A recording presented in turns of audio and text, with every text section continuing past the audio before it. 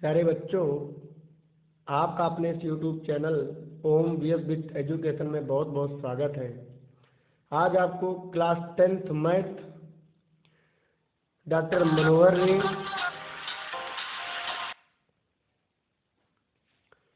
Exercise 1D पढ़ाई जा रही है, जिसके अंतर्गत पहला क्वेश्चन है, जैसा कि आप देख रहे हैं, लिखा है बिना लंबी विभाजन प्रक्रिया के बताएं कौन संख्या शांत है या अशांत आवर्ती। तो इसके अंतर्गत जो सवाल है उनमें पहला सवाल दिया गया है,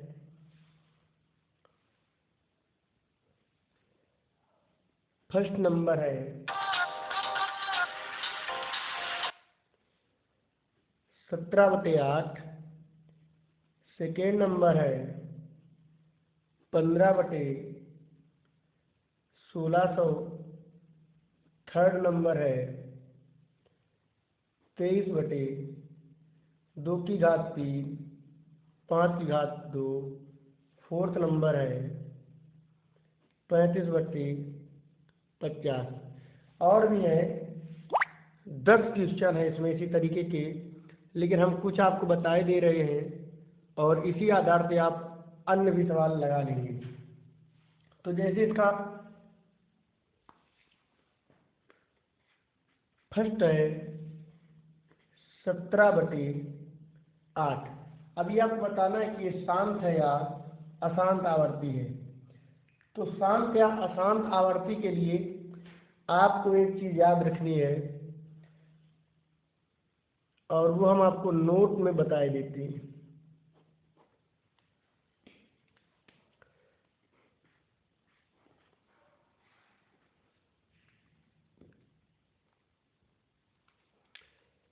वे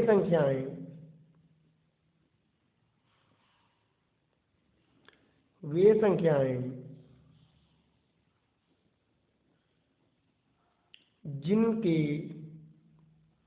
हर में 2 व 5 आता है वे शांत कहलाती हैं और 2 या 5 के अतिरिक्त कोई संख्या होने पर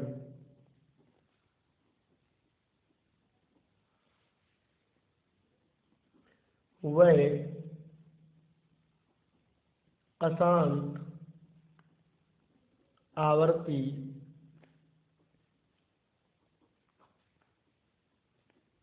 संख्या कहलाती है। समझे आप? वे संख्याएं जिनके हर में 2 व 5 आता है, 2 और 5 के अतिरिक्त कोई संख्या नहीं होती, वे शांत आवर्ती संख्या कहलाती हैं। और जिनके हर में 2 या 5 के अतिरिक्त कोई अन्य संख्या होती है तो वह अशांत आवर्ती कहलाती है।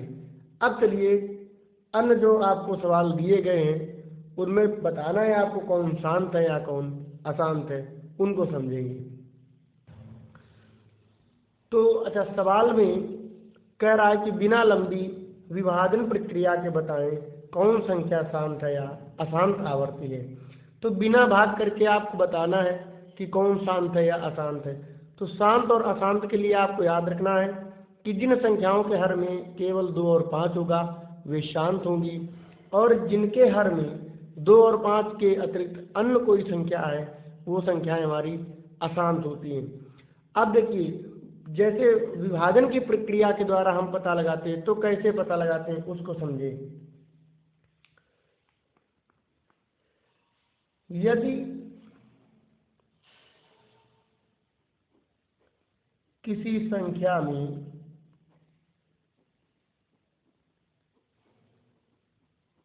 भाग देने पर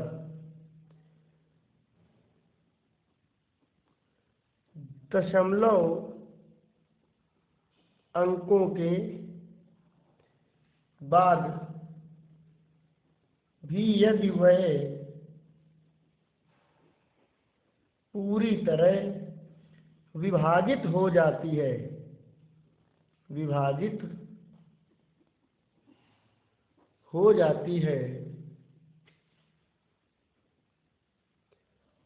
तो वह संख्या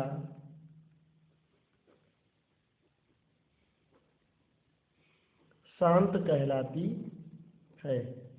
कहने का मतलब ये है, जैसे दोनों तरीके आप समझें। अगर बिना भाग के द्वारा आपको पता लगाना है कि कौन संख्या शांत है या कौन अशांत है, तो उन संख्याओं के हर में 2 और 5 है तो वो शांत होंगी, इसके अतिरिक्त अन्य कोई संख्या है तो वो अशांत होगी। और यदि विभाजन की प्रक्रिया से बताना है, भाग दे करके बताना है कि कौन संख्या शांत है कौन अशांत है, तो हम क्या करेंगे, किसी संख्या में भाग देने पर ये जो है संख्या पूरी पूरी कट जाती है, या दशमलव अंकों के बाद भी यदि वह पूरी तरह विभाजित हो जाती है तो वह संख्या शांत कहलाती है। और यदि नहीं होती है, और यदि पूर्ण विभाजित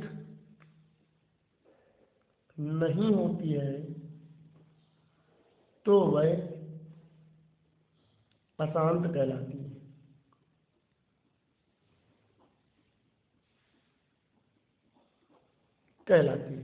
अब जैसे एक उदाहरण था आपके समक्ष, 17/8 शांत है या अशांत, इसको हम दोनों विधियों से समझेंगे। चलिए देखते हैं।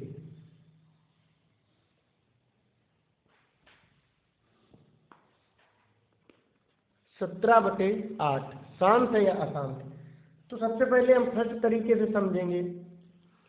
अब आप देखेंगे 17 ऊपर वाली संख्या अंश होती है और नीचे वाली संख्या हर कहलाती है। और हमने आपको बताया यदि किसी के हर में 2 और 5 है, 2 हो या फिर 5 हो या दोनों हो, कहने का तात्पर्य है कि यदि संख्या के हर में 2 है, केवल 2 है, या 5 है, या 2 और 5 दोनों है, तो वह संख्या शांत है। और यदि इसके अतिरिक्त कोई संख्या है तो वह संख्या अशांत है। अगर बिना विभाजन के द्वारा हमको पता लगाना है तो आप देखेंगे कि 17 और 8 के हम फैक्टर कर देंगे तो 2 दूनी 4 दूनी 8। तो आप देख रहे होंगे कि हर में जो आ रहा है वो केवल 2 ही 2 आ रहा है, 2 के अतिरिक्त और कोई संख्या नहीं है। 2 होता या 5 होता तो वह शांत होती। तो ये संख्या कैसी हो गई प्यारे बच्चों, यह संख्या शांत हो गई। अब इसी को देखिए भाग विधि से समझ लेते हैं। तो 17/8 है, अर्थात 8 का भाग हम 17 में देंगे। भाग में हमने बताया था यदि या तो वो किसी संख्या से भाग देने पर पूर्ण विभाजित हो जाए, या दशमलव के बाद भी यदि विभाजित हो जाती है तो भी वह शांत होती है। जैसे 8 का भाग जब 17 में देंगे तो 2 बार जाएगा, 8 दूनी 16, कितना बचा 1, यहाँ लगाएंगे दशमलव और यहाँ बढ़ा लेंगे 0, तो 8 एकम 8, इधर हमारे पास कितना बचा 2। अब फिर हम 0 बढ़ाएंगे तो 8 दूनी 16, इसके बाद हमारे घटाने के बाद कितना बचा 4, और फिर हम 0 बढ़ा लेंगे तो 8 अपन 40। अब देख रहे हैं आप कि यहाँ दशमलव के 3 अंकों के बाद यह संख्या पूरी तरीके से विभाजित हो गई, इसलिए यह संख्या शांत है। तो ये है भाग की प्रक्रिया से और ये है बिना भाग की प्रक्रिया से। तो बिना भाग की प्रक्रिया से आपको कैसे बताना है, यदि किसी संख्या के हर में 2 या 5 या 2 या 5 दोनों हो तो शांत, इसके अतिरिक्त कोई संख्या है तो अशांत। और भाग विधि से कैसे पता लगाएंगे, यदि किसी संख्या का भाग देने पर जो संख्या नीचे हर में दी जाती है, यदि हर का भाग हम अंश में दें और हर का भाग अंश में पूर्ण रूप से चला जाए या दशमलव के कुछ अंकों के बाद पूर्ण रूप से चला जाए तो वो संख्या शांत होती है, और यदि नहीं पूर्ण रूप से भाग जाता है तो वह अशांत होती है। तो अब चलिए अगला उदाहरण देखते हैं। अगला उदाहरण है आपके पास, ये था फर्स्ट उदाहरण। अब है सेकेंड उदाहरण। सेकेंड उदाहरण है 15/1600। अब देखिए इसको जब हम हल करेंगे तो 15 के फैक्टर लिख लेंगे 3 गुणा 5, और 1600 के फैक्टर करके लिखेंगे तो 1600 के फैक्टर हम इधर कर लेते हैं। आप इस तरीके से फैक्टर करेंगे 2 अट्ठे 16 और 2 जीरो आ गए, फिर 2 चौको 8, इस तरीके से।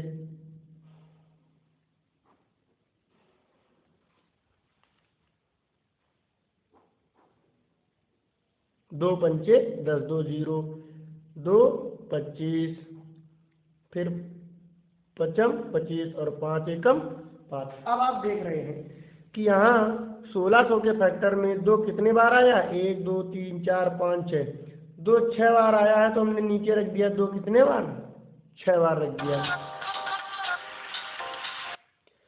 और 5 हमारा कितने बार आया है, 2 बार, तो 5 को हमने 2 बार लिख दिया। अब एक 5 से 5 कट गया, ऊपर आया 3, नीचे हमारा आया 2 6 बार और 5 1 बार। तो आप देख रहे होंगे कि हर में 2 है और 5 है, 2 और 5 के अतिरिक्त कोई संख्या नहीं है, इसलिए यह संख्या कैसी हो गई, शांत हो गई। और यदि हम 1600 का भाग भी 15 में दें तो भी ये पूर्ण रूप से कुछ दशमलव अंकों के बाद चला जाएगा, इसलिए संख्या हमारी शांत हो जाएगी। चलिए भाग दे करके देख लेते हैं। आइए 1600 का भाग हम 15 में देंगे, तो चलिए यहाँ दे करके देख लेते हैं। अब देखिए 1600 का भाग 15 में नहीं जाएगा, तो हम इधर भाग न जाइए 0 दशमलव लगाएंगे इधर, और इधर एक 0 बढ़ा लेंगे। अब 0 बढ़ाने के बाद भी भाग नहीं जाता है, तो पुनः हम जो है यहाँ एक 0 बढ़ा लेंगे, फिर एक 0 इधर बढ़ा देंगे। अब आप देखेंगे यहाँ पर फिर भी भाग नहीं जा रहा है, तो फिर एक हम 0 बढ़ा लेंगे। अब यहाँ पर क्या करेंगे, 1600 का पढ़ा इतने बार पढ़ेंगे कि वो 1500 से ज़्यादा 15000 से ज़्यादा ना हो, तो 9 बार चला जाएगा प्यारे बच्चों। तो ये हो जाएगा 16 निम्मा 144। अब 0 में 0 गया, 10 में 4 गया, 6 बचा, और यहाँ पर हमारा कितना बचा, 600। अब फिर हमने 0 बढ़ा लिया, तो आप देखेंगे कि अब कितने बार भाग जाएगा, अभी हमारे पास चला जाएगा 3 बार, तो 16 यहाँ 4800, हमारे पास 0 0 और 10 में 8 गया 2, यहाँ बचा 5 और 5 में 4 गया 1। इसके बाद पुनः हम 0 बढ़ाएंगे, तो ये हमारा आ जाएगा कितने बार अब भाग जाएगा, क्योंकि 12000 आ गया है, तो 1600 का भाग जो हम देंगे 12000 में, तो 7 बार चला जाएगा। 16 सत्ते 112, 0 0 और 10 में 2 गया 8, और यहाँ 1 बचा। अब आप देख रहे होंगे कि 800 आ गया, पुनः हम 0 बढ़ा लेंगे। अब 16 पंचे 80, तो पूरा ये हमारा जो है चला जाता है। अब ये पूरा कट गया, तो आप देख रहे होंगे कि दशमलव के 1 2 3 4 5 6 अंकों बाद, दशमलव के 6 अंकों बाद ये पूरा हमारा डिवाइड हो जाता है। तो ये हमारा कैसा हो गया, शांत हो गया। यदि तो ये हो गई भाग की प्रक्रिया, और ये वाली विधि हो गई बिना भाग की प्रक्रिया, और ये हो गई भाग की प्रक्रिया। जब 1600 का भाग हमने 15 में दिया तो 6 अंकों के बाद पूरा वो कट जाता है, तो वो संख्या हमारी कैसी हो गई, शांत। जब नहीं कटता है तो वो हमारी संख्या हो जाती है अशांत। जैसे उसको भी समझते हैं एक उदाहरण से। जैसे उदाहरण हमने लिखा 2/3, तो आप देख रहे होंगे कि इसके हर में 3 है। हमने आपको बताया था कि जिस संख्या के हर में 2 और 5 के अतिरिक्त कोई संख्या है तो वो कैसी हो जाती है, अशांत। तो ये प्यारे बच्चों कौन सी हो गई, अशांत हो गई, क्योंकि इसके हर में 3 है।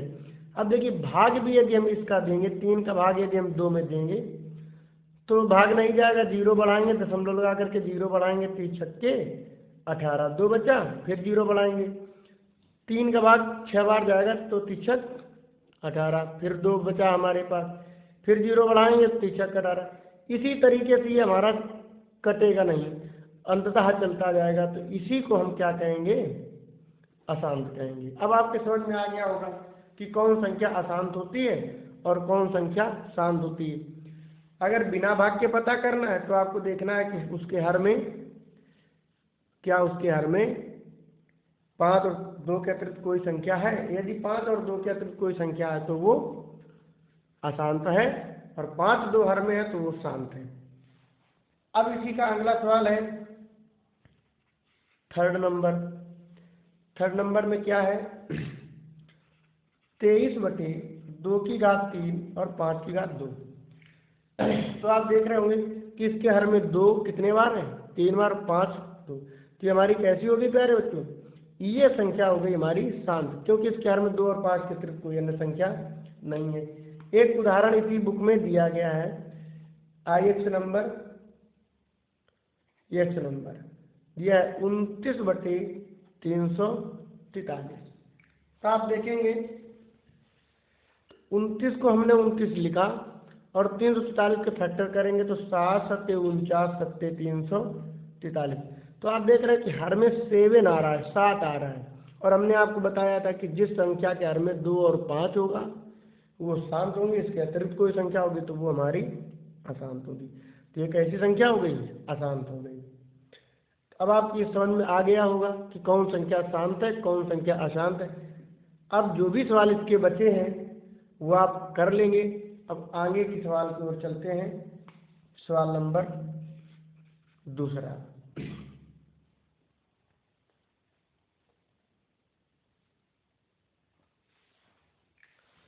दूसरे सवाल में क्या दे रहा है, दूसरा सवाल है कि निम्न में कौन संख्या को शांत दशमलव के रूप में निरूपित कर सकते हैं। संख्याएं कौन कौन सी दी गई हैं। पहली नंबर दी गई 1/20, दूसरा दिया गया 1/27, तीसरे नंबर दिया गया 3/5 और चौथे नंबर दिया गया 1/15। इनमें कौन सी संख्या को हम शांत के रूप में निरूपित कर सकते हैं। तो अभी हमने आपको बताया था जिस संख्या के अंत में, जिस संख्या के हर में 2 हो 5 हो वो शांत, और जिनके हर में 2 और 5 के अतिरिक्त कोई संख्या है तो वो अशांत। तो इसी आधार से चलिए देखते हैं। पहला सवाल है 1/20। तो आप देख रहे होंगे कि 1/20 में हम हल करेंगे तो 4 × 5 यानी 4 पंचे 20, और 4 को हम लिख सकते हैं 2 दूनी 4 पंचे 20। तो आप देख रहे हैं कि इस संख्या के अंत में, इस संख्या के हर में 2 और 5 के अतिरिक्त कोई संख्या नहीं, इसलिए इसे हम शांत में निरूपित कर सकते हैं, शांत में निरूपित कर सकते हैं। अब देखिए 1/27, 1/27 के गुणनखंड करेंगे 3 × 9 = 27। तो देखिए इसके हर में 3 आ गया, तो ये कैसी हो गई, ये हो गई अशांत। इसे हम शांत में निरूपित नहीं कर सकते, लिख देंगे शांत में निरूपित नहीं कर सकते। इसका 3/5 देख रहे हैं, हर में आप 5 है तो शांत में निरूपित कर सकते हैं। 1/15 है तो 3 × 5 = 15, 3 आ गया तो इसे हम निरूपित नहीं कर सकते। चलिए आगे सवाल नंबर 4 की ओर। अब चौथा सवाल है √3 - √5 और √5 + √3 के गुणनफल की प्रकृति क्या है। तो हम इसका प्यारे बच्चों गुणन करते हैं, हल करते लिखते हैं √3 - √5 और √5 + √3। तो इनका हम गुणा करेंगे। तो आप देखेंगे जब √5 का हम √3 में गुणा करेंगे तो ये आ जाएगा √5×15। √5 का गुणा जब √5 में करेंगे तो ये आ जाएगा √25। ये प्लस की संख्या है, ये माइनस की है, तो आ गया ये माइनस का √25। अब √3 का गुणा √3 में करेंगे तो ये आ जाएगा √3 × 9। अब गुणा करेंगे जब हम √3 का √5 में, तो ये आ जाएगा √15। तो आप देख रहे होंगे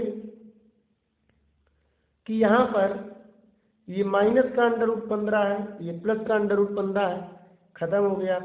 25 का वर्गमूल कितना आएगा 5, प्लस 9 का वर्गमूल कितना आएगा 3, तो ये आ जाएगा 5 + 3, ये माइनस का 5 है, ये प्लस का 3 है, तो 5 में 3 गया, कितना बचा 2 हमारे पास बचा। तो आप देख रहे हैं जो उत्तर आया है वो माइनस का आया, इसलिए इसकी प्रगति कैसी हो गई, इसकी प्रगति हो गई ऋणात्मक। जो उत्तर आया है वो काहे का आया है, ऋणात्मक आया है, माइनस का 2 आया, इसलिए प्रगति इसकी कैसी हो गई, ऋणात्मक हो गई। अब अगला सवाल है 2√45 + 3√20 को हल कीजिए और बताइए कि संख्या परिमेय है या अपरिमेय। पुनः संख्या समझेंगे। 2√45 + 3√20 बटे 3√5 को हल करना है और बताना है कि दी गई संख्या परिमेय है या अपरिमेय। तो हम लिखते हैं हल। अब देखिए ऊपर दिया गया है 2√45 + 3√20 बटे 3√5। अब इसको कैसे हल करना है आप ध्यान देंगे।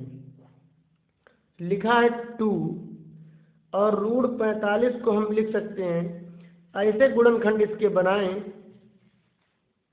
कि जिससे इसका सरलीकरण हो सके।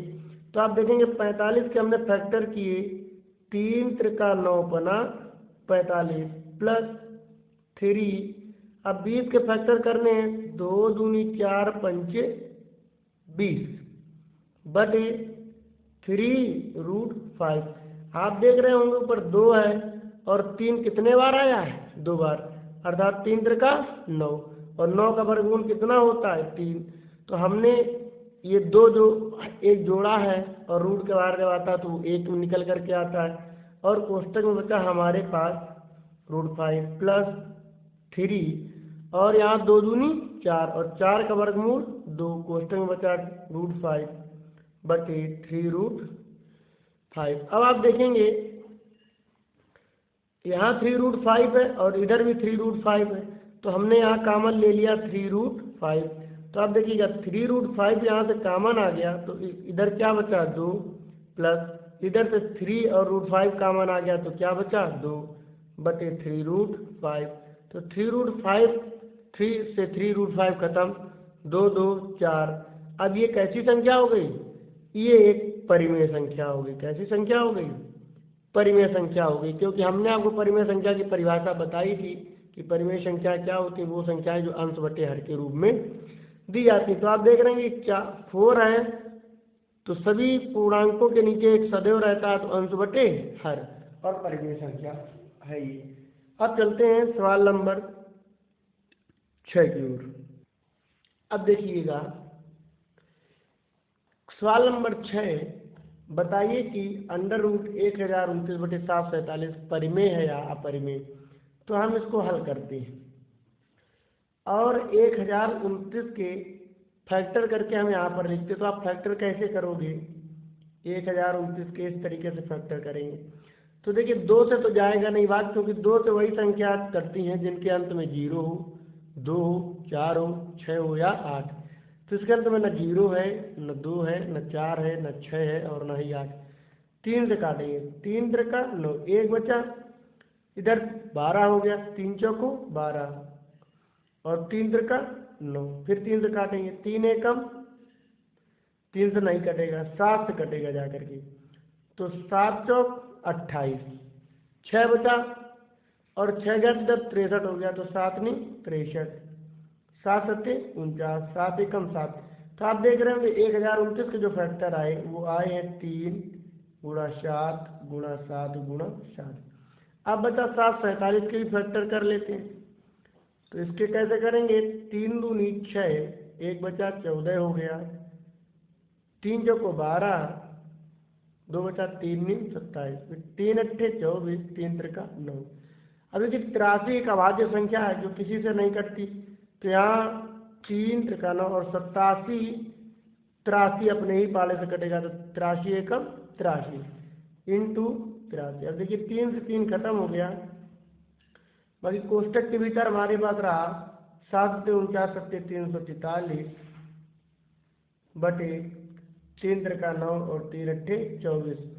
तो आप देखेंगे कि ये संख्या पूर्ण रूप से नहीं कटी और ना ही इसके जोड़े बने, ना ही इसका वर्गमूल हम ले सकते हैं। तो ऐसी संख्याएं जिनका वर्गमूल पूर्ण रूप से नहीं आता है, पूर्ण रूप का तात्पर्य है जैसे 100 का वर्गमूल कितना होता है 10, 9 का वर्गमूल 3, 4 का वर्गमूल 2, 16 का वर्गमूल 4, 25 का वर्गमूल 5। अगर इस तरीके से नहीं आता है तो वह संख्या हमारी कैसी होती, अपरिमेय, क्योंकि 343 का पूर्ण रूप से कोई वर्गमूल नहीं है। अब देखिए यहाँ पर जैसे बचा हमारे पास 7 गुणा 7 गुणा 7 बटे 3 गुणा 83।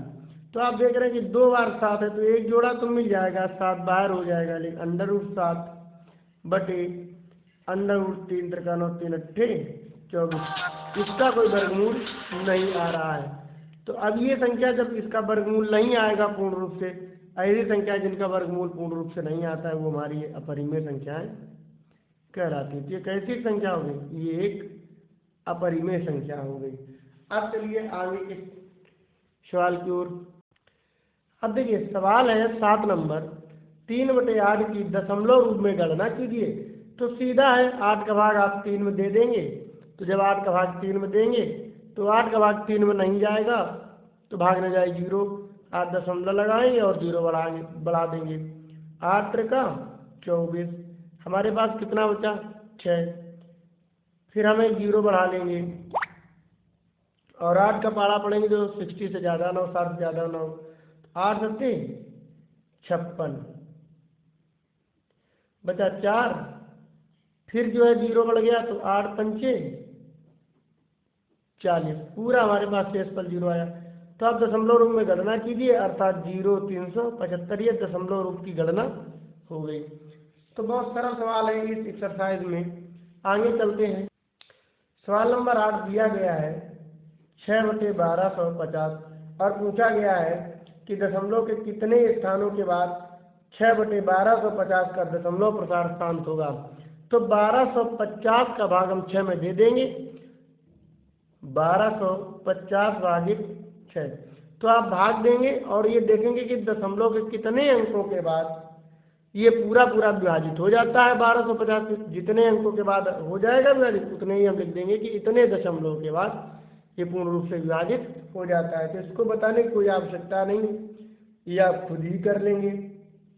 इसके बाद सवाल नंबर 1 आता है 9 और उसमें दिया गया है कि 15/4 प्लस 5/40 को दशमलव रूप में व्यक्त करें, बिना भाग के दशमलव रूप में व्यक्त करें। तो प्यारे बच्चों हमें एलसीएम, अब हम दोनों का एलसीएम लेंगे, हमको एलसीएम मिल जाएगा 40। फिर इस हर का भाग हम देंगे तो 4.40, 10 बार गया और 10 का गुणा कर देंगे 15 में तो 15.150 तो प्लस 40 एकम 40 और 5 एकम, ये हमारे पास आ गया 155/40। तो आप देख रहे होंगे इसको हम लिख सकते हैं 155/4 गुणा 10। अब देखिएगा जितने अंकों के बाद हम यहाँ से दशमलव हटाएंगे उतने अंकों के बाद इधर हमारा जो है दशमलव लग जाएगा। तभी आप देख रहे हैं कि यहाँ दशमलव नहीं लगा, 10 हटाएंगे हम यहाँ पर तो यहाँ हमको क्या हो जाएगा कि 15.5 और 10 खत्म हो जाएगा, नीचे कितना आ जाएगा 4 आ जाएगा। तो इस तरीके से हमने इसे दशमलव भिन्न में बदल लिया, दशमलव रूप में व्यक्त कर दिया और भाग नहीं दिया। देखिए जितने नीचे से 0 हम हटाएंगे उतने इधर की ओर दशमलव बढ़ जाएंगे। तो हमने 1 0 हटाया तो ऊपर 1 अंक के बाद दशमलव लग गया, अगर 2 0 हटा देते तो 2 अंकों के बाद दशमलव लग जाता, लेकिन हमारे पास नीचे 1 ही 0 था इसलिए हमने 1 अंक के बाद हटाया। इस तरीके से ये भी हमारा दशमलव रूप में व्यक्त हो गया। अब अगला सवाल है 10 नंबर, उसमें भी आपको शांत और अशांत बताना है। इसके बाद सवाल नंबर 11 आते हैं। प्यारे बच्चों सवाल नंबर है 11, और उसमें लिखा है कि कुछ वास्तविक संख्याओं के दशमलव प्रसार नीचे दर्शाए गए हैं। प्रत्येक स्थिति के लिए निर्धारित कीजिए यह संख्या परिमेय संख्या है या नहीं। यदि परिमेय संख्या है और P बटे Q के रूप में की है तो Q के अभाज्य गुणनखंडों के बारे में आप क्या कह सकते हैं। तो आप देखेंगे ये 3 संख्या दी गई और आपको बताना है कि परिमेय है या अपरिमेय। तो आप देखेंगे जो पहली संख्या है उसमें लिखा है 43.1 2 3 4 5 6 7 8 9। तो इसका तात्पर्य ये हुआ कि जब किसी संख्या का इसमें भाग दिया गया तो 9 अंकों के बाद वो संख्या पूरी तरीके से विभाजित हो जाती है। तो जो संख्या पूरी तरीके से विभाजित हो जाती है उसे हम शांत भी कह सकते हैं और वही संख्या परिमेय संख्या के रूप में भी लिखी जा सकती है। तो इसे हम परिमेय के रूप में व्यक्त कर सकते हैं। अब आप देख रहे होंगे कि यहाँ दिया गया है दशमलव 120 1 2 0 1 2 0 0 1 2 0 0 1 2 0 0 0 0 और कटता ही चला जाता है, मतलब इसका कहीं रुकाव नहीं है। तो जो संख्या अंत तक भी नहीं करती है वो हो जाती है हमारी अशांत और उसी संख्या को हम लिखते हैं अपरिमेय संख्या। अब आप देख रहे होंगे तीसरी संख्या, तो और यहाँ 1 से लेकर के 9 अंक दिए गए और उन पर एक चिन्ह लगा है, ये इसे कहते हैं बार का चिन्ह। तो यदि बार का चिन्ह इससे हट जाएगा तो इसका अर्थ ये होता है कि ये 9 अंक जो है ये बार बार रिपीट है, जैसे 1 2 3 4 5 6 7 8 9, पुनः 1 2 3 4 5 6 7 8 9, पुनः 1 2 3, इसी तरीके से आगे चलता चला जाता है। तो ये भी संख्या कैसी है, अशांत है और अशांत संख्या को अपरिमेय संख्या में लिखा जाता है। तो ये भी कैसी हो गई, अपरिमेय संख्या हो गई। इस तरीके से आज आपके एक्सरसाइज 1D इंट। सारे बच्चों, आपने आज कक्षा 10 की मैथ डॉक्टर मनोहर रे की लेसन 1 वास्तविक संख्याओं में एक्सरसाइज 1D पढ़ी। यदि आपको इस एक्सरसाइज में या पिछली जो भी एक्सरसाइज पढ़ाई गई हैं उनमें कोई दिक्कत हो तो आप कमेंट बॉक्स में अवश्य बताएं, और यदि कोई सवाल आपको ना आए तो आप कमेंट में लिख करके भेजें। हम आपको अच्छे से अच्छा पढ़ाने का प्रयास करेंगे और आपकी सारी समस्याओं का समाधान करने का प्रयत्न जरूर करेंगे। और यदि आपको ये वीडियो अच्छी लगी हो तो आप लाइक करें, कमेंट करें, शेयर करें और हमारे channel Om VS with education को सब्सक्राइब करें। धन्यवाद।